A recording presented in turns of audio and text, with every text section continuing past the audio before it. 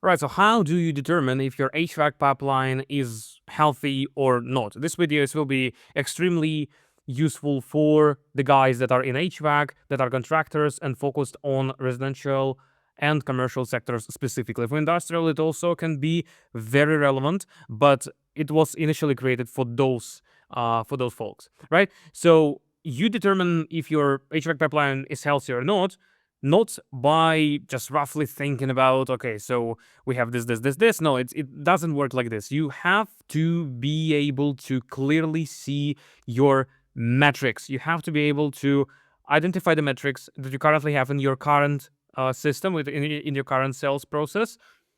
Clearly see them, compare them to the KPIs, to the key performance indicators, and then see where is the bottleneck and if you need to optimize anything, or if you're ready for the scale, right? So we're going to discuss 5 core metrics that you have to clearly understand to be able to identify if the pipeline is healthy or not, and if you're actually able to scale, right? If you're ready for scale. So first one is cost per lead. And by the way, this one will be very similar to the one that I recorded recently about solar, because essentially the pipeline both for solar and HVAC are, the pipelines are very similar. So we will discuss this, but I have some bonuses as well for you. So first of all, cost per lead, right? So what is the cost of a qualified lead? And obviously, when we ask about the qualified lead, what exactly this means, this can mean 2 things. It can mean either marketing qualified lead and sales qualified lead.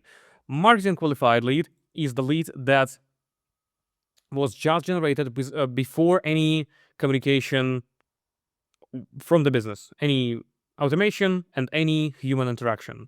You calculate it by you calculate the cost per marketing qualified lead by taking the ad spend or the spend on your marketing campaign and divide it by the number of those leads that you generated. And by the way, it's important to mention that you don't count the shitty leads, right? So the leads that were random, just random emails, random phone calls with like just one question and then they said, okay, bye.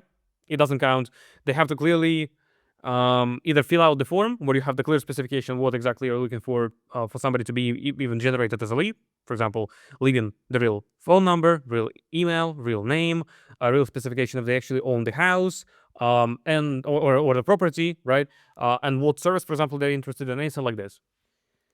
And this is how the marketing qualified lead is sort of generated, right? And how the cost for it is calculated. The sales qualified lead is marketing qualified lead plus all of the interactions that you had before sending the quote, right? So as soon as you send the quote, somebody became sales qualified lead because essentially you decided to send them the quote. This basically means that you as a business want to work with them and you want to solve the problem. And you calculate the cost very similarly and very simply by simply taking the ad spend or marketing spend on the campaign. Then you also add up the tools and also human cost and then divide it by the total number of sales qualified leads. Now, why this all matters? Why this metric matters in the first place? So not all leads are created equal. Junk calls waste time and money. So this is why you have to clearly understand CPL. And the KPI for this key performance indicator, so what is qualified as good for this specific metric is if you are under $100 in CPL, is a very solid residential HVAC metric that you have, right? And if you're under 150 or 200, it's fine for higher ticket installs.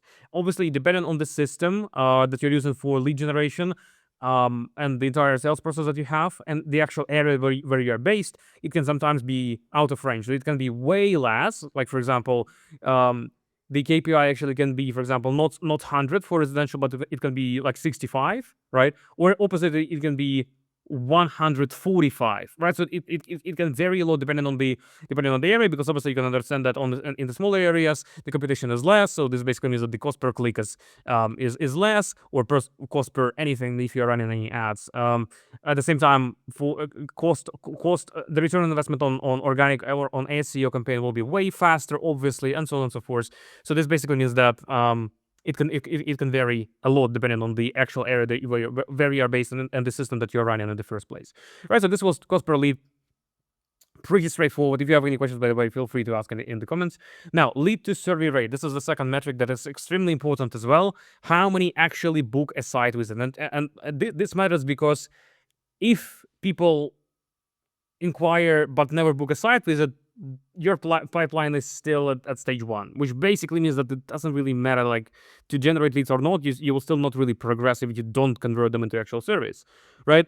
And to calculate this lead to survey rate percentage, you basically take the number of service that you completed or booked. Normally, you normally just say completed if leads are fine, and then you just divide it by total number of leads, and then you multiply this by 100 to be able to get the percentage out of this, right? And this way, you are able to calculate the lead to survey rate percentage. Now, the KPI for this is 70%, right? And this is a very healthy number. I'm going to be completely honest with you. Normally, I see like 85, 90, 95, just because of the fact that we just generate high quality leads in the first place, right? So if leads are fine, if especially with organic systems or like highly targeted ad systems like Google Ads or anything like this, you'll normally generate pretty high quality leads, especially if you're able to differentiate yourself, to properly message, to have the offer, and so on and so forth. This way, people see you as somebody different. They will usually be very open to actually having a chat with you face to face, or for example, just having a virtual survey. It's absolutely fine. Normally, this converse this percentage is actually on a sort of a lower side of what is healthy in the first place, right? Now, survey to quote rate. How may you receive a quote after the site visit? So this matters because a booked visit is useless if it doesn't result in a clear offer sent, right? So if you don't send the quote, it doesn't really matter, right? So how you calculate this is you basically take the number of quotes that you sent, and then you divide it by the number of surveys completed, and then you multiply this by 100, and you get a clear percentage. Now, the KPI for this one is 70 to 90 is the target, because normally, especially in HVAC, it's actually a very healthy number. Even if when you're generating like leads that are sort of a bit out of league, and you have to nurture maybe them a bit or do anything with them. Normally, when somebody actually has the quote, and when somebody has the survey with you, it usually results in the quote, because otherwise you wouldn't really even take the survey, because you obviously as the sales rep, you can pretty much understand pre-survey if there will be any any interest to you in the first place, right?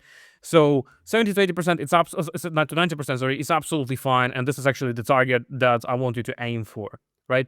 And you calculate this again by using this formula.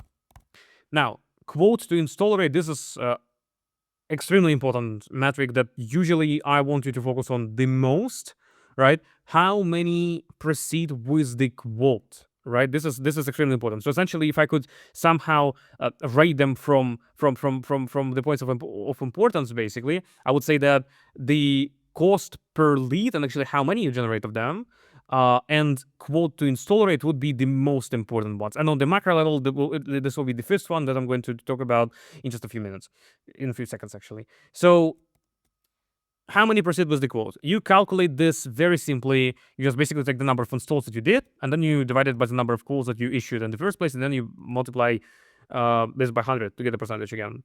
This matters obviously because this is the real closing percentage, and the KPI for this, as sort of like an average industry one, is the 25 to 40 is a strong one for HVAC installs. Obviously, I highly recommend aiming for more, but if you're in those numbers, you are at a very good position, at least to just, for example, to just double the amount of leads that you get into the system. For example, just to double the budget of your advertising, or do anything about this. And then just essentially just scale, right? And if you don't want to sort of over optimize this, and you just want to keep those numbers as they are, and if you're happy with the fact that, for example, you close 1 out of 4 leads, and you just want to scale with this, it's absolutely fine. It's absolutely fine, and you can actually scale. Below this, it's a bit rough. It's gonna be a bit rough, because essentially, if you because if we're talking about like below 20%, even we're talking about like 1 sale out of at least 7 quotes, which is fucking ridiculous, because it's a ton of time spent, and this clearly this clearly means that there is somewhere before that a problem, or there's a clear problem in the actual closing of the sales reps or your ability to close, right?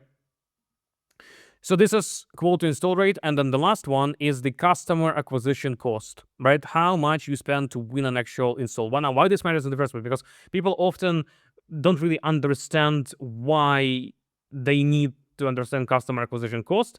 Everybody wants to know like what is the cost per lead, but they no, but very rarely people actually like sort of double down on understanding customer acquisition cost in the first place. So this matters because it clearly tells you how much you really spend to win a job, not just a lead, but actually the actual job. And this way you determine your scalability, because essentially you're able to use this number to approximate how many you have to spend on ads, for example, or on the campaign that you decided to pursue, to be able to generate the sufficient amount of customers, right? And you also can clearly calculate what is the marginal perspective for on those amount of customers that you generate, and what is general potential for the business scalability, and any and if there are any risks of being in a financial problem if you decide to scale, essentially, right?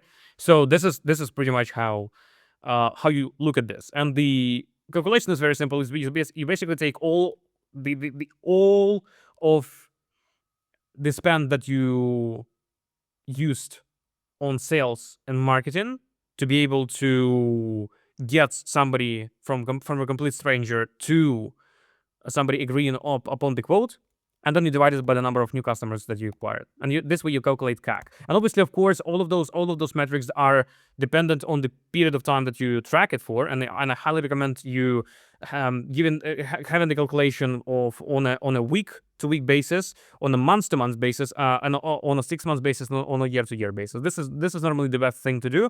Obviously, of course, you can do all like a quarterly as well, so like every 3 months, but those are at least just do every 1, 6, and 12 months. This is like the minimum that I want you to focus on, right? So this is pretty much it. If you understand those, and if every single one is in the KPI that I just outlined today, you are guaranteed to be in a very healthy position to scale the system, to be able to double, triple, quadruple the amount of leads that you are getting into the system. Because we essentially see that you are in the KPIs and you are able to process those leads very successfully through the sales process and convert them into the actual clients and get the cash. Now, I actually have a bonus for you.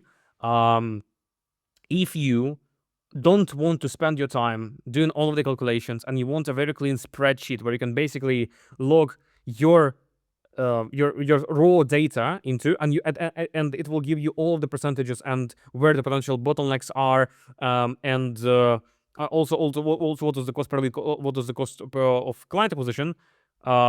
Comment